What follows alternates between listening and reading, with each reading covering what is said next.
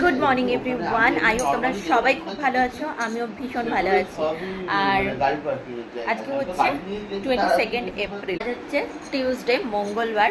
আর আমরা এখন যাচ্ছি একটু ঘুরু ঘুরু করতে। এই যে আমার মিস্টার সকাল সকাল বেরিয়ে পড়ছিল।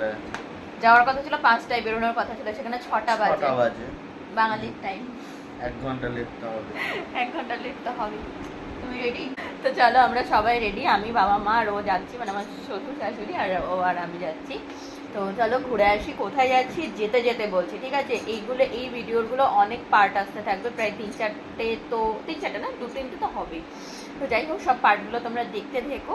আর বলো তুমি কিছু। আমি কি বলবো? Good morning.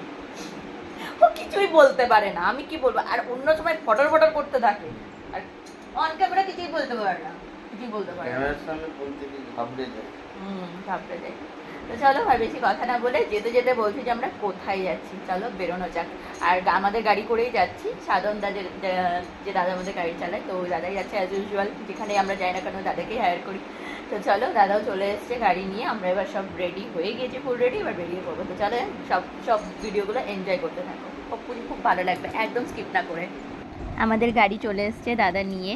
তো ব্যাগপত্র সমস্ত কিছু টিকির মধ্যে তোলা হয়ে গেছে। এবার সবাই আস্তে আস্তে একটু চেক টেক করে নিয়ে বাড়িঘর সব বেরিয়ে পড়বো, আস্তে আস্তে গাড়িতে উঠছি এবার। আর ফার্স্টেই চলে এসেছি আমাদের বাগাসরা হরিপুরে। এখানে মা দক্ষিণেশ্বর বলবো না, মা ভবতারিণী যে দক্ষিণেশ্বরের মন্দির আছে, সেই মন্দিরের আদলে একদম এই মন্দিরটা তৈরি হয়েছে। তো বাইরে থেকে দেখছি, যেহেতু এখন অনেকটা সকাল, প্রায় 6:45 কি 6:30 বাজে এরকম, ওই জন্য এত সকালে তো গেট খোলে না, তাই বাইরে থেকেই গেটটা বন্ধ রয়েছে। বাইরে থেকে আমরা একটু দর্শন করছি, মাকে তো দর্শন করলাম না, যাই হোক মন্দিরটা দর্শন করলাম, পরে দর্শন করব মাকে। আর আমাদের ডেস্টিনেশন কোথায় বলো তো? তাহলে বলেই ফেলি, বলো। আমাদের ডেস্টিনেশন হচ্ছে টুয়ার্ডস তারাপীঠ।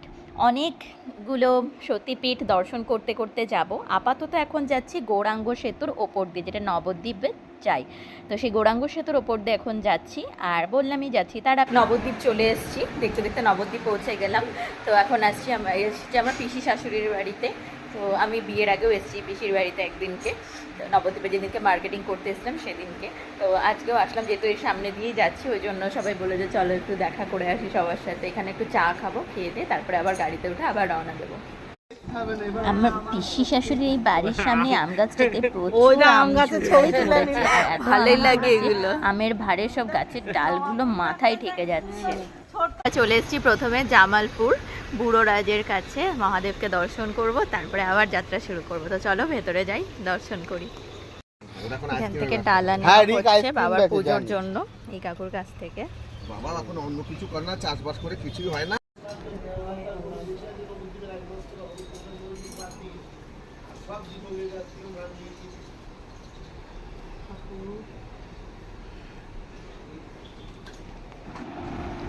এই হলো বাবা বুড়োরাজ। জয় বাবা বুড়োরাজের জয়, হর হর মহাদেব। এই বাবার কত মাহাত্ম্য জানো? এই বাবা নিজের মাথার ওপরে কোনো দিন ইট বালি সিমেন্টের ছাদ চাননি, ঢালাই ছাদ চাননি। ইনি এই খড়ের চালায় থাকতেই খুব পছন্দ করেন।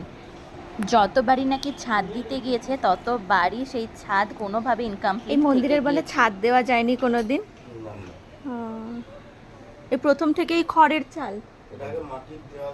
হ্যাঁ, ও আচ্ছা, হ্যাঁ হ্যাঁ, আচ্ছা আচ্ছা আচ্ছা। তো বুড়োরাজের কাছে খুব মন ভক্তি ভরে পুজো দিলাম, একদম ফাঁকা ছিল।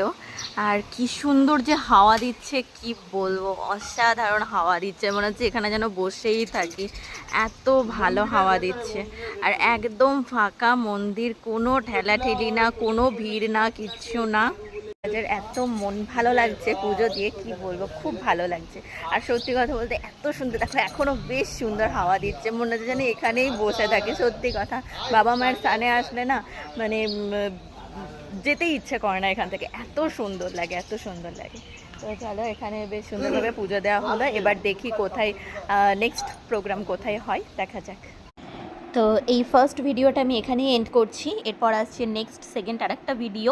তো সবাই মিলে বলো হর হর মহাদেব জয়, বুড়োরাজের জয়।